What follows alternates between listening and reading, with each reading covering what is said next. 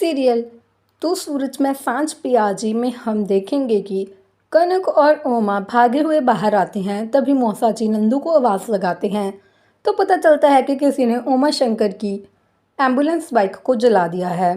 जिसके बाद ओमा शंकर बहुत गुस्से में होता है। कनक ओमा को शांत होने के लिए कहती है, लेकिन ओमा किसी की बात सुनने को तैयार नहीं होता। मौसा जी को भी बहुत ज़्यादा गुस्सा आता है तो कनक वहाँ से चली जाती है और ओमा शंकर की असली बाइक ले आती है।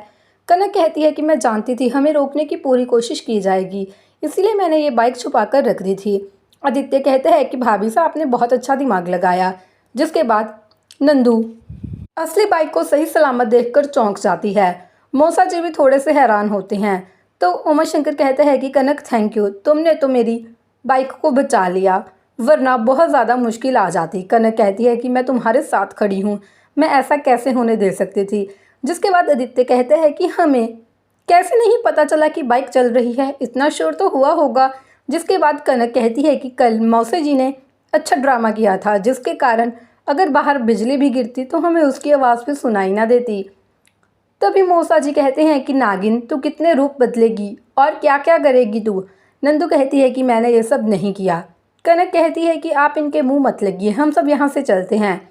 सब अंदर चले जाते हैं तो मौसा जी हंसते हैं और नंदू से कहते हैं कि बोलो जय श्री राम।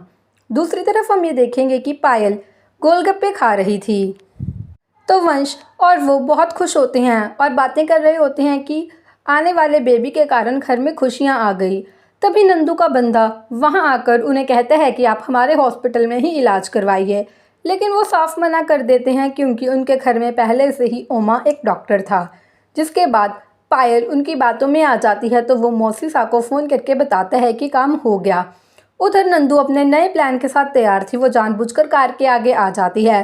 तभी मौसा जी भागे हुए आते हैं और कनक से कहते हैं कि गांधीनगर के पास एक औरत का एक्सीडेंट हो गया है, हमें वहां जाना चाहिए। कनक कहती है कि मैं उमा शंकर को भी फ़ोन कर देती हूँ, लेकिन ओमा का फ़ोन नहीं लगता। कनक बहुत घबरा जाती है कि अब क्या होगा, क्योंकि दूसरी बाइक का लाइसेंस भी नहीं था। मौसा जी कहते हैं कि कुछ तो करना ही होगा। कनक हॉस्पिटल में फ़ोन करती है तो आज संडे के कारण कोई भी डॉक्टर अवेलेबल नहीं था। जिसके बाद आदित्य वहाँ आता है और कहता है कि दूसरी बाइक का लाइसेंस आ गया है।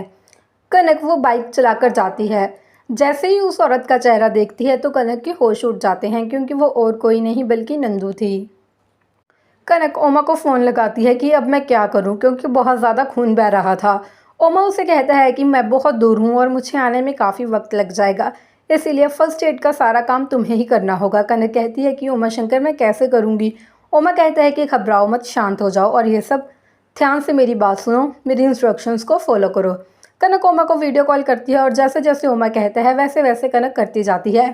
दूसरी तरफ नंदू का आदमी उस सब की वीडियो रिकॉर्ड कर रहा था ताकि वो कनक के खिलाफ सबूत इकट्ठा कर सके और उनकी मोबाइल एम्बुलेंस को बंद करवा सके।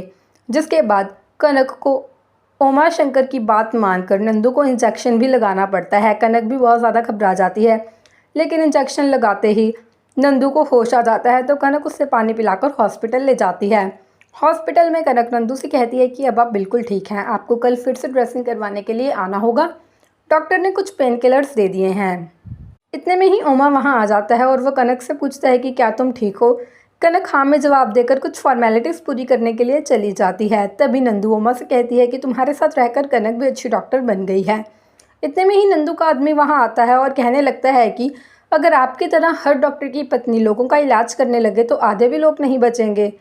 वो जानबूझकर कनक को पुश कर देता है ताकि ओमा भड़क जाए। जिसके बाद वो लोगों से कहता है कि हमें ये मोबाइल एम्बुलेंस बंद करनी होगी, हमें इनको फ़ोन करने की कोई ज़रूरत नहीं है। फ्रेंड्स, अपकमिंग एपिसोड देखना चाहते हो तो इस वीडियो को लाइक कर देना और अगर अब तक नहीं किया तो हमारे चैनल को सब्सक्राइब भी कर लेना।